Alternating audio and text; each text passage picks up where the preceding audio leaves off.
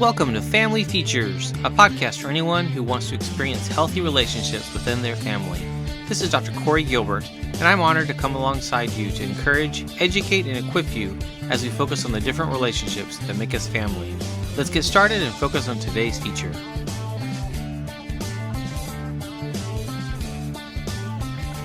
A key that I have found to understanding life and changing habits, changing behaviors, overcoming past trauma, and doing a lot of really difficult things is not necessarily telling a story, but it's actually an understanding my body, understanding my brain, understanding how that story impacts me. It's interesting to think about.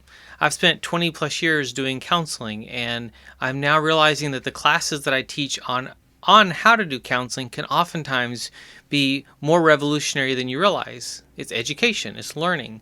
And so each person needs different things. Some people really do need to sit down and share their story and talk through what happened. But I really would dare say that's few and far between that need to ever start there. Some later need to maybe go there. What I've discovered is understanding my brain, understanding how my brain files away trauma, and it's different from the regular memories, how my body responds to past memories, how I am unable to show up and be present today, how anxiety and depression and other mental health things get in the way. Understanding these demystifies them. And I'm a new person. I'm a very different person at that point. Understanding the power of parts, that I am not just one person, I'm multiple people. I show up in different ways to different people, and that's very normal. Normalizing it again, but also understanding helps me break free. These are the tools of my new program called Trauma to Transformed. You can find out more about it at traumatotransform.com. But it's aimed at educating about trauma, but then educating you, giving you skills and tools to break free. How? Without years of therapy, without oversharing, and without reliving your past. And what are these tools? These tools are things like I've mentioned, understanding the brain, how it files away memory, understanding the parts.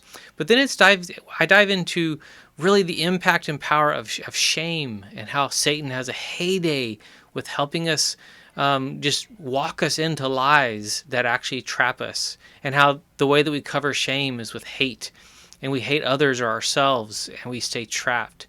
God wants to open you up. He wants you to live a big life, a great life, and it's going to look different for all of us. But he can't and he won't, or actually he can, but he chooses to let us have free will. And he lets us go on this journey that I believe part of this journey, or a very big or important key of this journey, is learning. This is interesting to think about because we live in a world where you can get anything online. YouTube is packed full. Videos are made every day. There's so much out there. And I'm excited to add to that. But to also build a program that helps you grow and break free. Now, the journey of that is different than counseling. Counseling, we go through and we talk through the past, and we might use different tools, EMDR, other EFT, other tools that help. They're great. But what I found is that we start with education. Oftentimes, you don't even need to do that other part. Some people do, but that's okay, and that's okay. That's wonderful. But just the education part helps them break free. Why? I can see that I'm not crazy. It's an incredible thing. And I've noticed that over the years. Again, 20 plus years of counseling. And over the last 15, 16 years, I've been teaching courses on trauma and human sexuality and abnormal psychology. And as all these pieces have come together for me, I've started realizing that education is key. Now, there's a lot of people out there talking and teaching and leading. A lot of counselors and coaches and educating.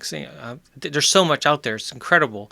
What I do is I distill that down to a small amount of videos and teachings per week. And then we build on that through a group process to learn about you. You're unique. Your story's unique.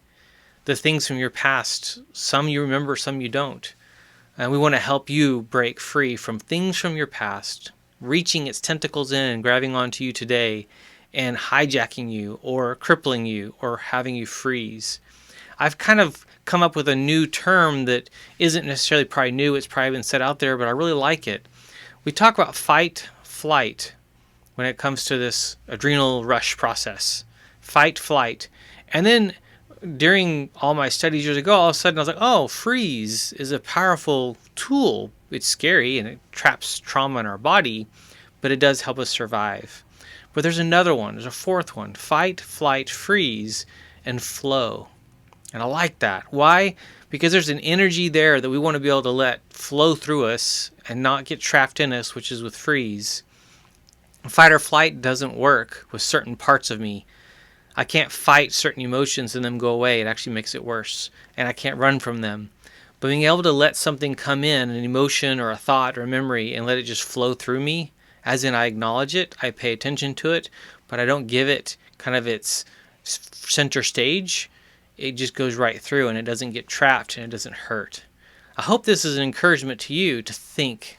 There's things that you probably knew a little bit about, but as you get to know more, you realize, whoa, that's life-changing. And that happened for me here with this.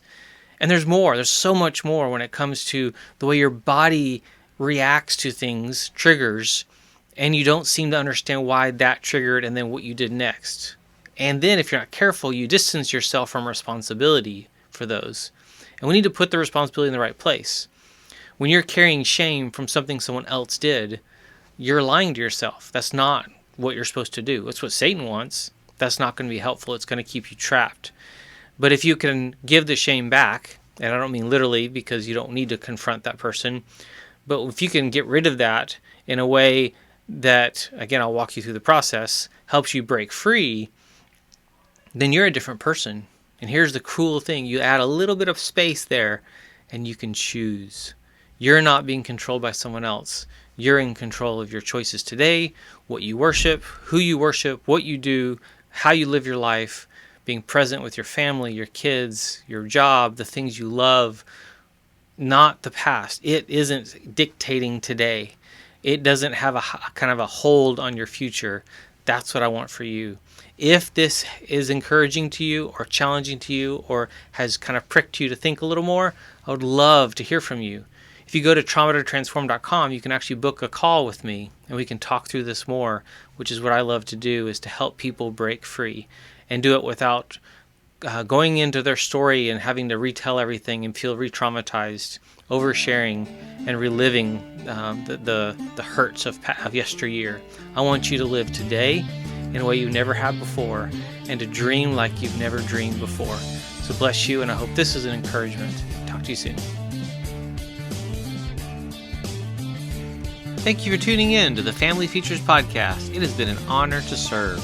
Find out more about Dr. Gilbert and his resources for you and your family's growth and success at healinglives.com.